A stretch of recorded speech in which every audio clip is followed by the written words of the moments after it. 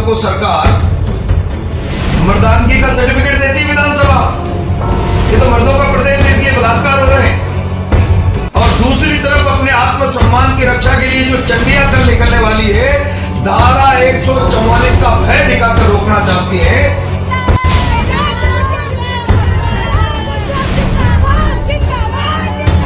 और इससे कोई फर्क नहीं पड़ने वाला। प्रदर्शन था, प्रदर्शन है, प्रदर्शन होते रहेगा। धारा 144 लगाए चाहे कुछ नहीं लगाए। राजस्थान में 2023 करीब आते ही कुछ ऐसा होने लगा है जिसके बाद राजस्थान की सरकार खुद सवालों के घेरे में घिर गई है। आज 22 मार्च है। आज से कोटा में धारा 144 लागू कर दी गई है। ना किसी तरह की हिंसा दिखी है, ना कुछ ऐसा अंदेशा है कि कुछ घट सकता है, लेकिन उसके बावजूद एक महीने के लिए यानी कि 21 अप्रैल तक कोटा में धारा 144 लागू करने का ऐलान कर दिया गया।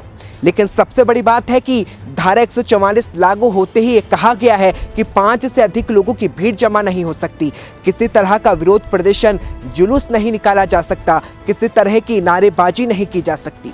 लेकिन सबसे बड़ा सवाल है कि राजस्थान सरकार ने कोटा में धारा 144 लागू क्यों की है। वैसे हवाला द कश्मीर फाइल्स का दिया गया है। हवाला दिया गया है कि आगामी आने वाले त्यौहार, और हवाला दिया गया है कि नहर में डूबने जैसे घटना।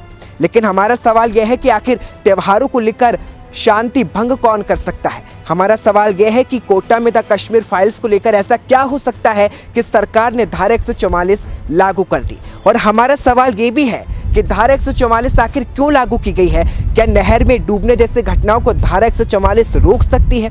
ये सबसे बड़ा सवाल है। और सवाल तो ये भी है कि जब एक महीने के बाद धारा 144 खत्म होगी तो क्या नहर में डूबने जैसी घटनाएं फिर नहीं होगी? ये तमाम तरह के सवाल तो उठ रहे हैं। एक और सरकार का फैसला है और दूसरी तरफ बीजेपी ने इसी को लेकर मोर्चा खोल दिया है। सबसे पहले बीजेपी नेता शहजाद पूनेवाला ने ट्वीट किया है और राजस्थान सरकार से पूछा है कि आखिर कौन है जो कश्मीर फाइल्स को नहीं देखना चाहता है। इसके साथ ही फिल्म डायरेक्टर विवेक अग्निहोत्री ने भी ट्वीट किया है और अशोक गहलोत से सवाल पूछा है कि आतंकी ताकतें यही चाहती है कि लोगों में डर बने और सरकार क्या कर रही है।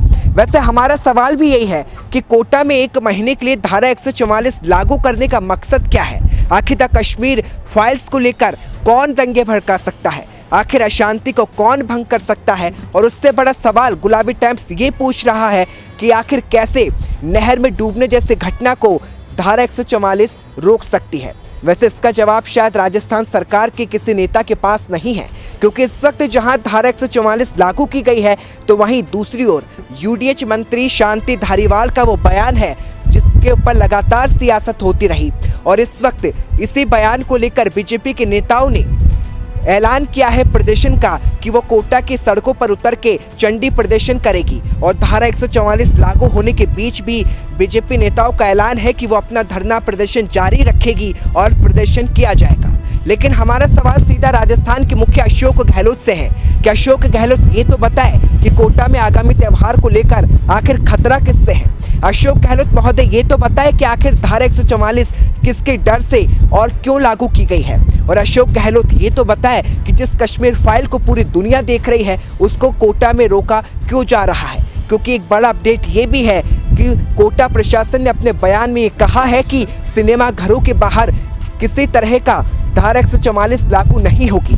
एक बड़ा अपडेट ये भी है कि द कश्मीर फाइल्स को लेकर धारा 144 लागू नहीं की गई है, क्योंकि सरकार जब द कश्मीर फाइल्स पर घिरी तो ये फैसला और ये अपडेट लिया गया। लेकिन हम ये सवाल पूछते हैं कि एक महीने के लिए ये धारा आखिर क्यों लगाई गई है। आपकी अपनी क्या है राय, हमें कमेंट जरूर करें और देखते रहें गुलाबी टाइम्स।